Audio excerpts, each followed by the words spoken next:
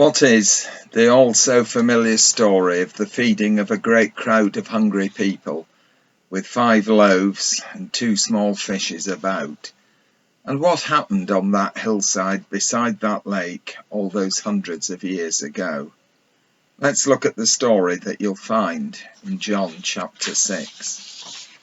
We find Jesus, having been followed by a crowd, eventually having to stop and talk to them. These people are spiritually hungry, and Jesus has hopefully met their needs. However, they now find themselves physically hungry. Jesus shows his compassion for them as he realizes their plight. He turns to Philip and asks, "Where can we buy bread?" Philip looks at the crowd and then replies that even if they could buy bread, that they would not have enough money to pay for it. Andrew then informs Jesus that there is a lad who has 2 fishes and 5 loaves, and then asks, "But what are they among so many?" We're about to find out that great things can be done by small things, that little actions can make a big difference.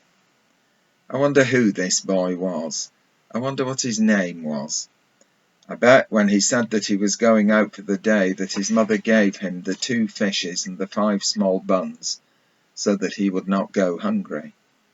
Did he stumble across Jesus? Did he follow a crowd to see what was going on? Or had he intended following Jesus all along? We'll never know. After the boy has given his loaves and his fishes to Andrew, Jesus turns to the people and tells them to sit down. They sit on the grass. Jesus prays over the simple food, and then he breaks it, and it is distributed amongst the people. Jesus works through the boy to share his small offering with others, and in so doing he turns that tiny offering into something great. The story is about sharing and compassion. The boy is willing to share his gift, and in return Jesus shows compassion for the hungry people who sit before him. Both share their gifts willingly. When all have eaten, Jesus asks that all the bits be gathered up so that nothing may be lost. Jesus wants no waste, because everything and everyone is precious in his sight. Nothing is too small, no one too lowly not to be important to God. This story is full of detail. The boy, the mention of the grass, which seems to imply that it was springtime, the naming of Philip and Andrew. Everything is really precisely told. This is quite clearly a story, as I've said, about sharing and commitment.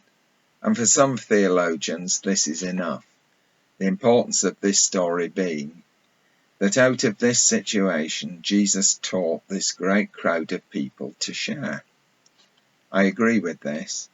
However, I think that this story is also about much more. You see, I firmly believe that at the very heart of this story, that there was a miracle, and that Jesus was speaking about God's promise to creation. The definition of a miracle is an event or happening which cannot be explained by science, reason, or logic. I've known this story since I was a child, and when I was a child I believed it as a literal happening. As a teenager I questioned it.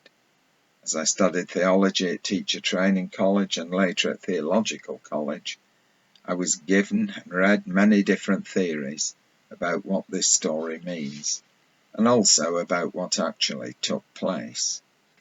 Now I'm right back from where I started. I believe that what took place that day was a miracle, a simple miracle. I believe that on that hillside, by that lake, on that day 2,000 years ago, that Jesus fed a great crowd of people with only 5 small barley loaves and 2 small fishes. Why do I believe that?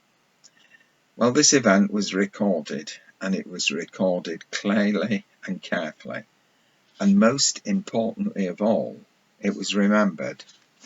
There's been a church of some kind on the same spot by the shores of Galilee to commemorate this event for nearly 2,000 years.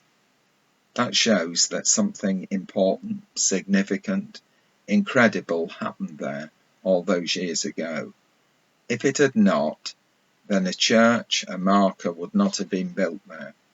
People would not have revered this place for so long, and this happening would certainly not have been remembered. I believe that on that hillside, Jesus took 5 loaves and 2 fishes. He blessed them, and then he blessed and fed the people, and in so doing he taught them to share and to show compassion to one another. People remember miracles, and this was a miracle.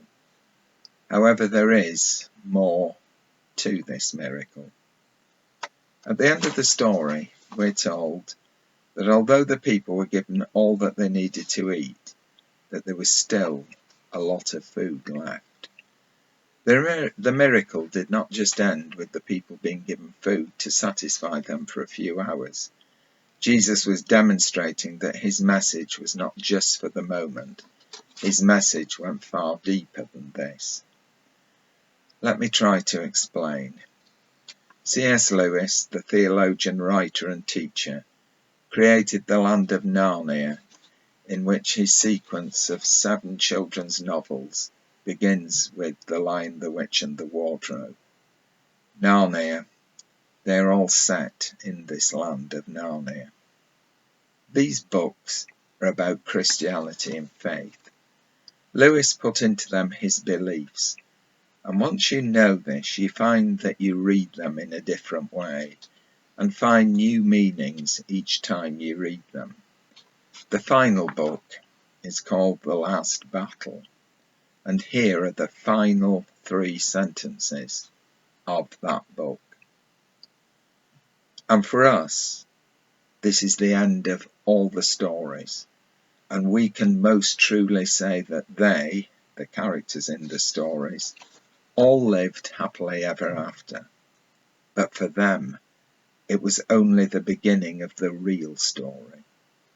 All their life in this world and all their adventures in Narnia had only been the cover and the title page. Now at last they were beginning chapter 1 of the great story which no one on earth has read, which goes on forever, in which every chapter is better than the one before. Lewis's message is the same one that Matthew leaves us with at the end of his account of the feeding of the 5,000 hungry people with 5 small loaves and 2 fishes. The message that God's purpose for us and for his creation goes on. Jesus gave to the people all they needed and more.